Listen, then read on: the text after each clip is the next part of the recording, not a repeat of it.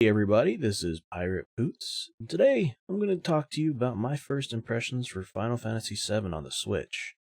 The Final Fantasy VII is one of my favorite RPGs of all time. Uh, right second place, right below Super Mario RPG.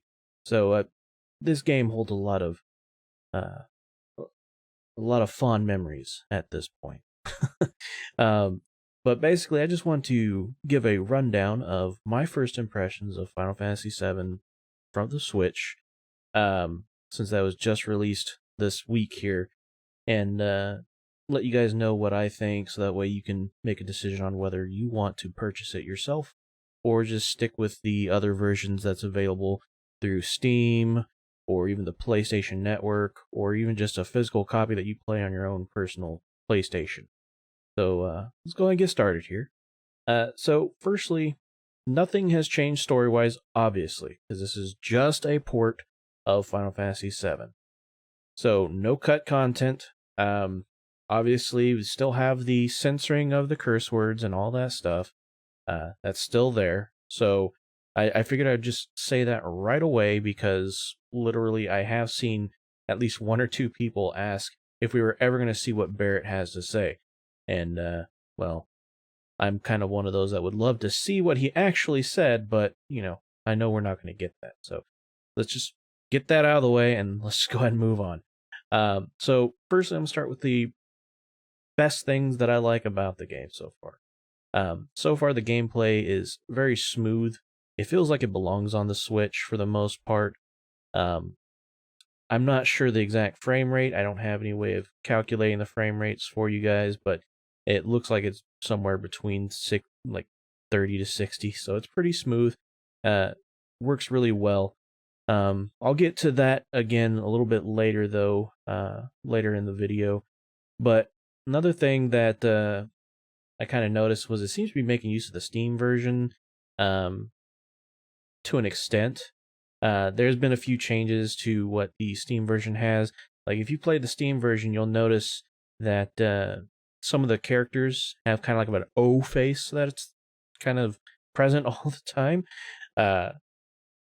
The open mouth is no longer there in this version.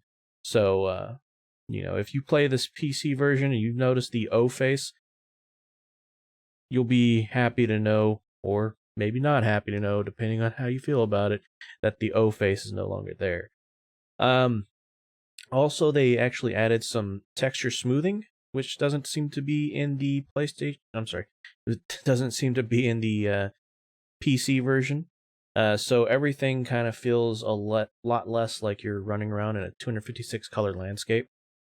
So that's kind of something nice, because those graphics have aged. They're still not the best top of the line graphics anymore.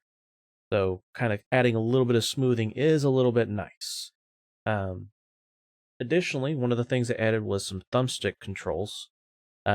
Basically, instead of having to use the D-pad for everything, you can use the thumbstick. And basically with the thumbstick, you can walk and you can run. You don't have to hold down on the run button to move or anything like that at full speed. If you need a more precise, slower movement, the D-pad is still there for you to use, but the thumbstick control is personally how I've been playing it. Now,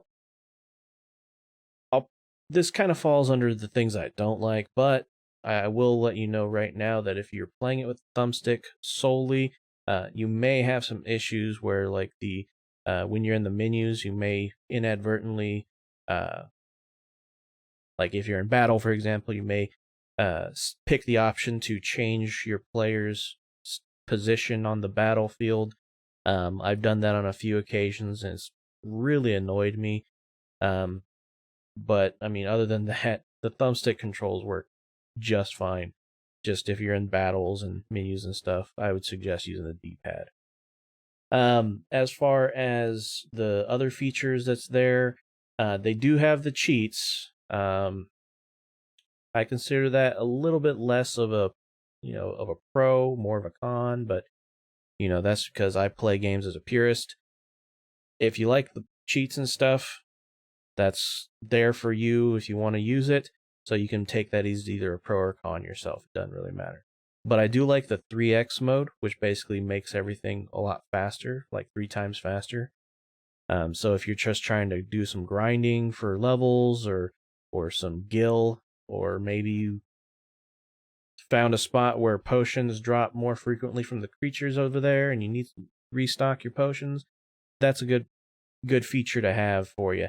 Now, keep in mind with that, you will want to turn on the wait feature in the battle, because not only does it speed up everything, but it speeds up the ATB. So, and if for those that don't know, that ATB is a active time battle, which is the meter that indicates when your character is able to do anything. But basically, it's going to speed that up, so enemies can attack you while you're making a decision. And if you don't have that quite of a fast reflex on what you want to do, and you like to do things strategically, like sometimes for one move you may want to do like bio, and then the next move you want to use fire or something like that after you poison or something like that, you're basically going to be getting attacked as you're picking the menu options. So definitely set on wait mode, unless you just want to mash the attack option the entire time, which is always an option if you're just grinding out levels anyway. So not a big deal. Lastly, one of the things that I do like about this version is when you do turn on the cheats, even if you do it accidentally, it'll actually pop up an indicator on the screen letting you know. So, like, if you're like me and you don't want to use any of the cheats at all, if you see that pop up, you can always just take that off. Also, since the Switch doesn't have achievements, you don't have to worry about any sort of achievements being, completely null and void once you turn on one of the cheats.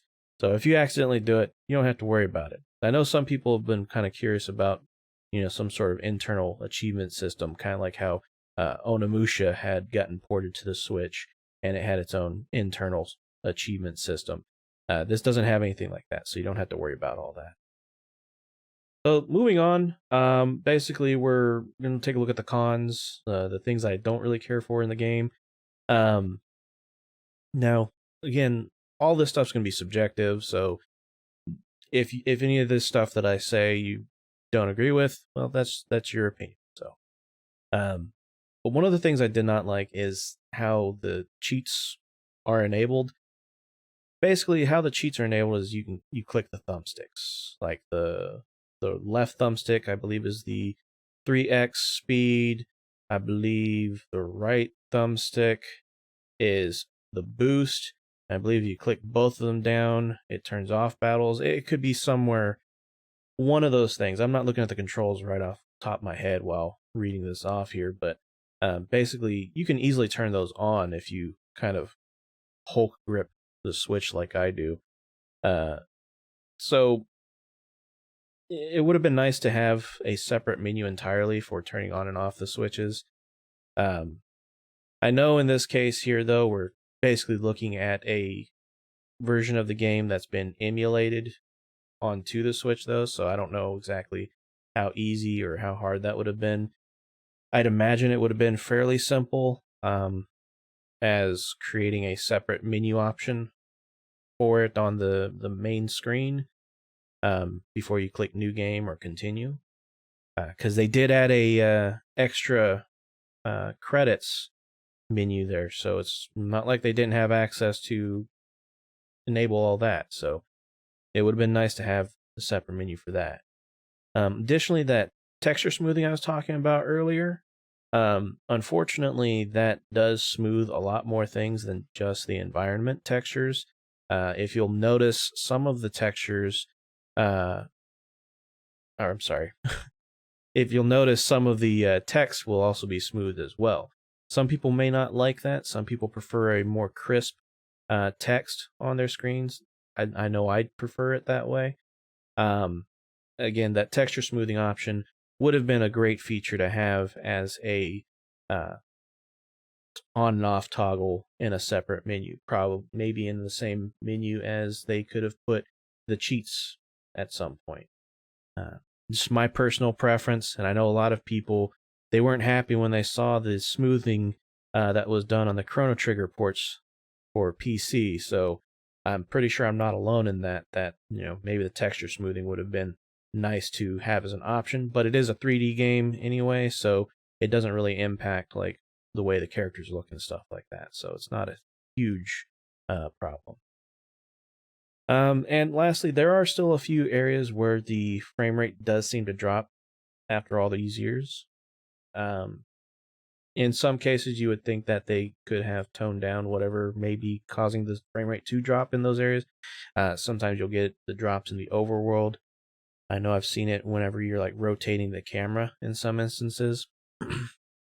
I believe there was a couple scenes within the first few hours of the game, like in Midgar, that I'd seen a little bit of frame rate stutters.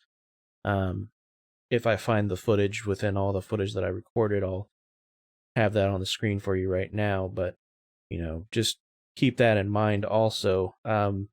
Of course, again, this is an emulated version of Final Fantasy. So essentially, you're probably going to be looking at what was hard-coded into the original game. And as a lot of you may be aware, back in the day, a lot of the corporations didn't keep the code just lying around in a repository or anything, so they could go back and fix it later on. So chances are this may be the reason why they went with the approach of emulating the game from this point. And that's probably why you'll see a lot of the frame rate drops. So it's definitely something I would have been happy to see fixed, but obviously can't always win them all. So, but that's pretty much it. Just to kind of summarize here, if you own Final Fantasy VII on other ports, you could probably safely pass on this port, particularly if you own it on PC. You'll have access to mods and all sorts of things. But if you're like me and you love Final Fantasy VII a whole lot, that you want to play it on the go, then it's definitely worth the $17 that it costs to purchase it. I know I've had a lot of fun playing it in docked mode and laying in bed just playing it. And yeah, sure, you could always play it, on the Vita. But the thing with playing on the Vita is you can't just hook it up to your TV unless you get one of those PlayStation TV devices, which I don't think they sell anymore. So at that point, your Switch is going to be the best option for that. So also the screen size of the Switch makes it far superior compared to the Vita version if you were to download it from the PlayStation Network.